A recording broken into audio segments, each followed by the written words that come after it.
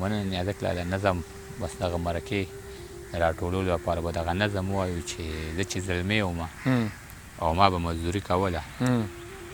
دغه وخت زه د شعر لیکلو په چل نه پوهېدم ما به په کلو کې سیکل باندې سکریمان خرڅول چې به د چا د دیوالي سوري ته ودرېدمه نو ما به خلکو ته شعرونه د صابر صاحب ویل په دغه وجه به زما خلکو ډېر خیال ساتلو چا به اوبه راوړې او چا به راله چای راوړله په ما د دې ژبې د هغه وخت نه ډېر احسان دی یو ورځ یو کلي ته خولې ورننوتم دومره خولې وم چې جامو کې مې وچ تار نه و چې ودرېدوله مې د سر سورې پیدا نه کړو د خوددارۍ د دروازې قبضې مې ماتې کړلې نو د خانانو په حجره باندې ورننوتم د یوې ګورې ونې سوري لاندې ودرېدمه یو دروند سړي د برنډې نه دا آواز راکړه راځه زلمیه کټ ته کښېنه لږه ساه سمه کړه چې کټ کې کښېناستم او ساه مې لږه سمه کړه نو دغه سړي چې د حجرې نه په وتو کې شولو نو د یو ځوان ته اشاره وکړه ورته یې داسې وویل ورشه او دلته د روټۍ څه بندوبست وکړه دغه زلمي زما نه عمر کې بس لږ کشر و هغه روټۍ یې راوړه او کټ کې راسره کېناسته دغه روټۍ دومره پستې وې لکه نرم مالوچ داسې خوشبو د دې روټۍ نه راحته لکه چې چېرته زما د وړې خور وي په لاسونو پخه د یوې پیغلې جینۍ ویر پکې ښکاره ځلېده ځکه د پاسه پې لامده لامده باڼه پراته وو دا په اور نه وه دا د چا په اسویلو پخه وه زه یې حیران کړم او ما ترېنه تپوس وکړ ستاسو په کور کې دا روټۍ څوک په مشین پخوي هغه ویې نه زموږ په کور کې ورندار ده زما په سره ګرمۍ کې چې په اور څومره کارونه کېږي نو دا به ټول زما د دغې ورندار په لاس وي او بیا چې ژمي شي یخني راشي او پومه راشي بیا چې په کور کې د اوبو څومره کارونه کېږي هغه به هم زما د دغې ورندار په لاس وي وجود مې وبوږنېده بیا مې ترې تپوس وکړ د دې جینۍ د لاسه کم داسې قصور شوی دی چې موسمونه یې هم ټول د زندګۍ خلاف دي هغه وې دا مې مونږ رور له په سوره کې کړې وجود مې وبوږنېده بیا مې ترې تپوس وکړ د دې جینۍ د لاسه کم داسې قصور شوی دی چې موسمونه یې هم ټول د زندګۍ خلاف دي هغه وې دا مې مونږ رور له په سوره کې کړې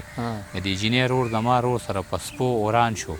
زما په رور یې د چاکوانو غوزارونه وکړل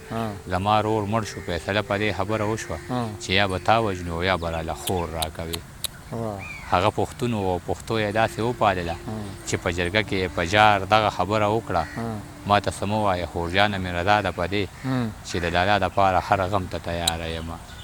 ما به ترې 2 نوړی یا 3 نوړی اغوستې وې چې ګوتې مې پاکې کړې او خپې مې کټ نه کوزې کړلې د دغه عرس نه زما د ویښ ضمیر غوږو ته یو جړغونې شاهنواز راته او دا یې ویل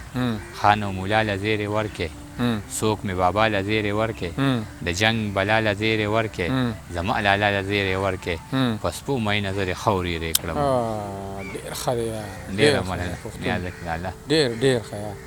زما د ترې یو زوی دی احمد خان زما خوږ رور دی او هغه اکثر ستا شعرونه ډېر زیات خوښوي اکثر نه خو ډېر زیات یې خوښوي هغه ورځ یې د هغه یو لورکی دی زموږ ورېره ده او د هغې هغه تصویر یې راغستې وه ستاسو د نظم څه حصه وه چې هغه مزدور چې د کوره راشي هغه ګلکار نو دا زما دغې رور ته ډالۍ که نو ډېر زیات خوشحاله شم احمد خان ته دغه نظم د احمد خان په نوم باندې کوم چې د نیازک لالا رور دی او د نیازک لالا سره چې تړلې رشتې کوم هم دي هغه زما رشتې دي دغه نظم هغوی ته ډالۍ چې یو ډېر بېوسه او بېڅوکه مزدور چې د دیاړۍ نه ستړی کور ته راشي ماشومه لور په منډه منډه ورشي د پلار د دواړو خپو نه غېږه تو کړي دغه بېوسه دغه ستړی مزدور دغه ماشومه کړي سینې ته جوخته په زړه کې غلې شانتې سوچ وکړي کاس چې دې لور له مې بنګړي راوړې وې دغه منظر یې لا په سترګو کې وي چې کورودانه پې اواز وکړي زما خبره درنه هېره شوه څه ما درته نه وی چې غوړي ختم دي په هم کې لږ غونتې وړه نشته دی د ګاونډیانو نه په جام راخلو دغه بېوسه دغه ستړی مزدور د خپلې لور په ارمان خپې کېږدي نو کورودانې له نږدې ورشي ورته څه ډېر په مایوسۍ ووایي په دې 500 زه څه سره وړم ټیک ته په دې به د بازار د غوړو یو وړه غوندې ګوتۍ راوړم د دوکاندار هم قرضدار یمه ممکنه نه ده که نور قرض راکړي دوی لا په دې خبرو بحث کوي چې په کټ کې یو ناروغه بچي ډېره په سخته یو غوښتنه کوي بابا زما غوښې ته زړه شوی دی دغه بېوسه دغه ستړی مزدور د خپلې ښځې نه تپوس کوي خوښه نه ده چې په دې پیسو مونږ 4 واڼه څه داسې وخورو چې نه بنګړو ته ضرورت راشي